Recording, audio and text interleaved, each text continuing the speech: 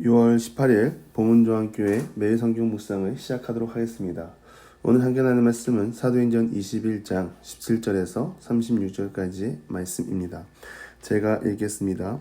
예루살렘에 이르니 형제들이 우리를 기꺼이 영접하거늘 그 이튿날 바울이 우리와 함께 야고보에게로 들어가니 장로들도 다 있더라. 바울이 무난하고 하나님이 자기의 사역으로 말미암아 이방 가운데서 하신 일을 낱낱이 말하니 그들이 듣고 하나님께 영광을 돌리고 바울더러 이르되 형제여 그대도 보는 바에 유대인 중에 믿는 자 수만 명이 있으니 다 율법의 열성을 가진 자라. 내가 이방에 있는 모든 유대인을 가르치되 모세를 배반하고 아들들에게 할례를 행하지 말고 또 간습을 지키지 말라 한다함을 그들이 들었도다. 그러면 어찌하였고 그들의 필은 그대가 온 것을 들으니 우리가 말하는 이대로 하라. 서원한 네 사람이 우리에게 있으니 그들을 데리고 함께 결례를 행하고 그들을 위하여 비용을 내어 머리를 깎게 하라. 그러면 모든 사람이 그대에 대하여 들은 것이 사실이 아니고 그대도 율법을 지켜 행하는 줄로 알 것이라.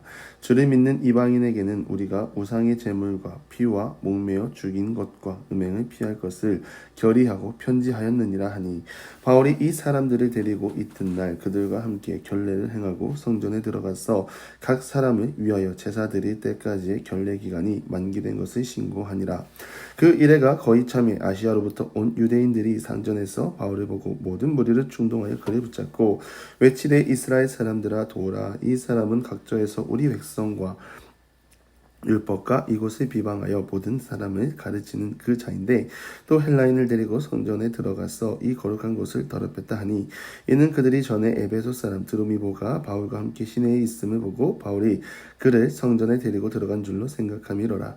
온 성이 소동하여 백성이 달려와 모여 바울을 잡아 성전 밖으로 끌어 나가니 문들이 곧 닫히더라.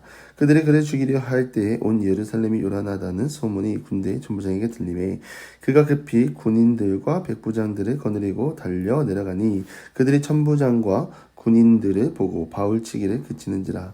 이에 천부장이 가까이 가서 바울을 잡아 두 쇠사슬로 결박하라 명하고 그가 누구이며 그가 무슨 일을 하였느냐 물으니 무리 가운데서 어떤 이는 이런 말로 어떤 이는 저런 말로 소리를 지거늘 천부장의 소동으로 말미암아 진상을 알 수 없어 그를 영내로 데려가라 명하니라.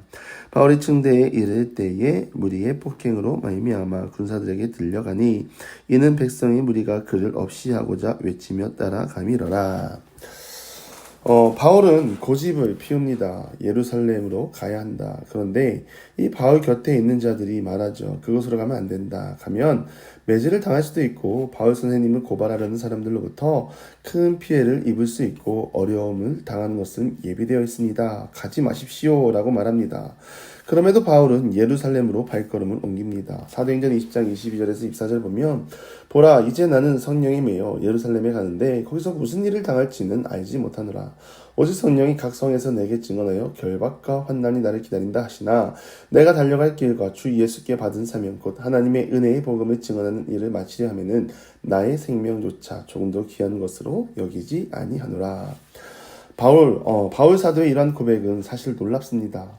믿음의 수고와 복음의 인내가 어느 정도가 아니라 바른 목표를 갖고 끝까지 하나님 나라를 향해 나아갔습니다. 그가 가고자 했던 곳은 예루살렘이 종착역이 아니라 예루살렘을 통하여 로마도 가고 땅끝 사바나까지 주의 복음을 전하는 일에는 멈출 수 없는 것이죠. 이러한 열정이 어떠한 결과를 낳습니까? 예루살렘에 있는 형제들이 바울을 영접하고 하나님이 자기의 사역으로 말미암아 이방 가운데 하신 일을 낱낱이 보고하고 말했다라고 말하죠. 여러분 저는 여기서 두 가지를 말씀드리고 싶습니다. 첫 번째, 바른 목표와 바른 사명을 갖고 살아가는 우리 모두가 되기를 바랍니다. 교회에 모여서 우리가 예배드리고 하나님을 찬양할 때 사실 우리는 다 잘하는 것 같고요. 믿음과 열정을 가지고 있는 사람으로 보여지고 여겨집니다. 그런데요, 교회는 어디까지나 사명을 가진 자들이 모여서 회복을 하는 곳이지 내가 이렇게 열심히 하고 있다고 자랑하는 곳이 아닙니다. 연약한 자들이 모여 서로를 위로하고 세워주고 우리들만의 사역으로 잔치를 하고 끝내는 곳이 아니라 믿음의 수고를 아끼지 않다가 상처받고 지친 영혼을 세워주고 회복을 시키고 다시 세상으로 내보내는 영적인 충정소가 바로 교회라는 것이죠. 바울이 갖고 있는 사명과 같이 주의 나라를 향한 길이라면 있으면 그 수고를 멈추지 않고 주어진 자리에서 하나님께 영광 돌리고 주님 부르시는 그날까지 이 땅에서 하나님 나라를 완전하게 세우며 나가는 믿음의 사람들이 다 되시기를 바랍니다. 두 번째는요, 낱낱이 보고할 거리가 넘쳐나는 인생 되기를 바랍니다. 첫 번째 연속인데요, 바른 목표와 사명이 있어야 누군가에게 낱낱이 보고하는 신앙인으로 살아갈 수 있습니다. 교회 열심히 다녀라는 말은 너무 어린아이와 같은 대답이죠. 그런 말이죠. 직장 가운데 십자가 지고 살았더니 가정에서 십자가 지고 살았더니 능력과 역사가 일어나더라. 힘들지만 주님이 나와 함께 하신다. 더 나아가서는 선교의 현장, 복음의 현장을 함께 동행하고 눈앞에서 일어나는 성령의 역사를 체험하는 우리 모두가 되기를 간절히 바랍니다. 낱낱이 보고하지 않는 신앙은 자신의 힘으로 버티려고 하는 자들이죠. 은혜로 살아가십시오. 하나님의 능력으로 살아가십시오. 그렇게 살아가기 위해서는 바른 목표와 바른 비전을 갖고 은혜 가운데 거하는 우리 모두가 되기를 간절히 바랍니다. 바울의 보고를 들은 예루살렘 교회는 하나님께 영광을 돌리죠. 그런데 여기서 한 가지 사건이 발생합니다. 이것은 사탄의 방법인데요. 그것은 사람에 대해 시기와 질투를 가지게 합니다. 예루살렘에 믿는 유대인이 많지만 바울을 인정하지 않는 것이죠. 바울이 복음을 전한다고 하지만 정말 많은 사람을 한 번에 잡아서 감옥에 가두려는 수작이라고 말하는 자들도 있었고요. 주의를 혼란스럽게 해서 바울에 관한 신뢰를 계속해서 떨어뜨리려고 하는 자들이 있다는 것이죠. 그 내용을 들어보니까 21절에 이방에 있는 유대인을 가르치되 모세를 배반하고 아들들에게 할례를 행하지 말고 또 간섭을 지키지 말라 한다 함을 들었다고 말합니다. 근데 이것은 거짓이죠. 디모데는 아버지가 헬라인이지만 어머니가 믿는 유대인으로 할례를 받았습니다. 무조건 거부하는 것도 아니고 근거 없는 거짓말을 하고 있는 것이죠. 사실 사역은 열매로 알 수 있습니다. 믿음을 가졌다? 내가 교회를 다닌다? 그 사람의 성품과 행동이 어떻게 나타나느냐로 분별할 수 있습니다. 세상의 질서를 따르지 아니하고 성령의 능력으로 십자가를 지고 사는 삶, 이것이 열매 맺는 삶이겠죠. 그러한 삶이 바울의 삶에서 지금 나타나고 있습니다. 바울이 말로만 복음을 전한 것이 아니라 십자가를 지고 많은 사람에게 회복을 선포하고 자유함이 선포됐습니다. 바울의 옷자락만 만져도 병이 낫는 놀라운 은혜와 기적이 일어났다라는 것이죠.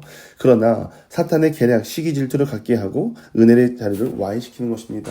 그래서 이때 장로들이 제안을 하죠. 이 말을 이렇게 말을 하니 사람들이 이렇게 당신에 대해서 시기 질투를 가지고 있으니 한 가지 방법이 있다. 우리에게 서원한 사람 4명이 있으니 이들의 서원 기한이 곧 끝나니 이들과 같이 회당에서 머리를 밀어라. 이렇게 말하는 것입니다. 만약 이렇게 한다면 그들이 우리가 소리만 듣고 바울을 오해했다. 바울은 자신의 머리를 밀 정도로 하나님을 사랑하고 율법을 구하는 사람이 아니라는 것을 증명할 것이다 라고 말하는 것이죠. 여러분 만약 이런 상황이라면 어떻게 하겠습니까? 아니 내가 지금 사역적으로도 보여준 것도 있고 더 이상 무엇을 증명해야 하는가? 앞에서는 말씀드리지 않았지만 이 이방 교회들이 예루살렘 교회를 위하여 헌금도 하고요. 이 헌금을 받았다는 것은요. 유대인과 이방인의 벽이 허물어졌다는 것을 의미합니다. 이렇게 복음의 현장, 은혜의 현장이 눈앞에서 일어나고 있는데 무엇을 더 증명해야 하나? 그렇게 생각할 수도 있죠. 그리고 난 할 수 없다. 난 거부하겠다. 말도 안 된다. 믿어라. 라고 말할 수 있는 부분이죠. 그러나 바울은요. 좋게 여기고 때가 차고 머리를 밉니다. 이것에 관한 성경 구절이 있는데요. 고린도전서 9장 19절에서 22절입니다. 내가 모든 사람에게 자유로우나 스스로 모든 사람에게 종이 된 것은 더 많은 사람을 얻고자 함이라. 유대인들에게 내가 유대인과 같이 된 것은 유대인들을 얻고자 함이요. 율법 아래 있는 자들에게 내가 율법 아래 있지 아니하나 율법 아래 있는 자같이 된 것은 율법 아래 있는 자들을 얻고자 함이요.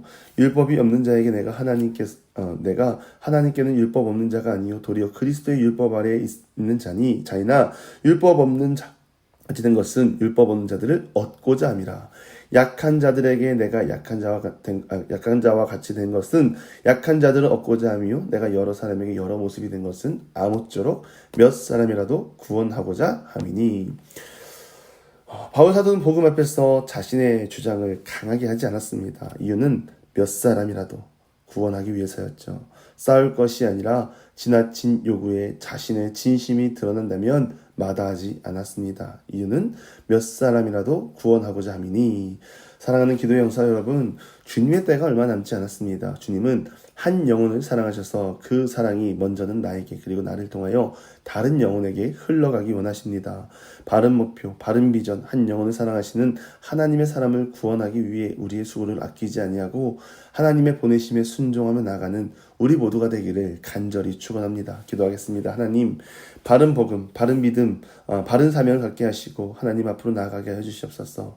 낱낱이 주님의 일하심, 살아계심을 증언하는 자로 되어주시고 그러한 삶을 통하여 우리의 수고를 아끼지 아니하고 또 한 영혼을 사랑하시는 하나님의 사랑이 정말 우리 이웃들에게 닿을 수 있도록 하나님 우리의 삶을 붙잡고 인도하여 주시옵소서.